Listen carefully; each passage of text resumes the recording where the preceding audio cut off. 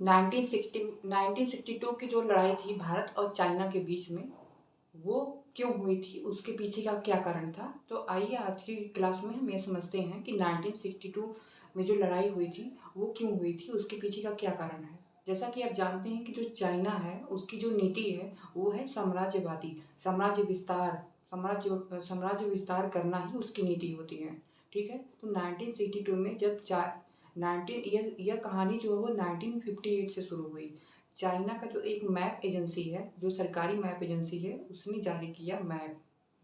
अब उसमें उसने भारत के कुछ हिस्सों को चाइना में दिखाया, भारत के कुछ हिस्सों को चाइना में दिखा दिया। अब भारत ने भी जवाब माँगा कि आपने यह क्यों किया? तो चाइना सरकार के द्वारा यह आंसर मिला कि देखिए, क्योंकि ये जो मैप है वो हमने रीप्रिंट किया है, जो पहला वाला मैप था, जो पहले मैप बनाया गया था उसको हमने रीप्रिंट किया है, ठीक है? अब जो नेक्स्ट टाइम जो हम मैप जारी करेंगे, तो उसमें अमेंडमेंट कर देंगे, जो भी गलती हुई है उसको सुधार लेंगे, ठीक है? फिर भारत ने भी अच्छा कर दिया। भारत तो आदर्शवादी था, भारत तो बहुत ही भोलू टाइप का था।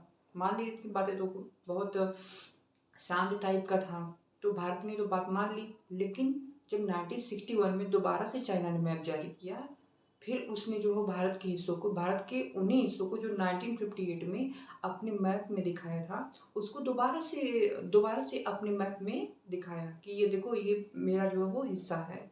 भारत के कुछ हिस्से जो है मेरे हिस्से में है। इस तरीके से उसने अपने मैप में दिखाया था और 1962 में भारत से लड़ाई हो गई, क्योंकि 1961 उस दौरान चाइना ऐसा क्यों कर रहा था? तो चाइना चाइना जो ये कर रहा था उसके पीछे एक ही कारण था कि वो चाहता था कि कुछ समय मिल जाए ताकि हम अपनी तैयारियां कर सकें युद्ध के लिए।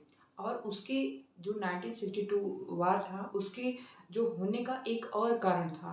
1960 में भारत ने नॉन अलाइनमेंट मूवमेंट अप्लाई किया, लागू किया। इसके तहत जो तीसरी दुनिया के देश थे, उनको अपने साथ लेके चलना था। भारत अपने प्रभाव को वो तीसरी दुनिया के देशों में स्थापित करना चाहता था। तो चाइना का डर यह था कि कहीं भारत जो है वो तीसरी तीसरी वैश्विक शक्ति न बन जाए। इस कारण से भी चाइना डरता था और चाइना भारत को यह बनने नहीं देना चाहता था। और इसी कारण से 1962 में भारत से लड़ाई की चाइना ने।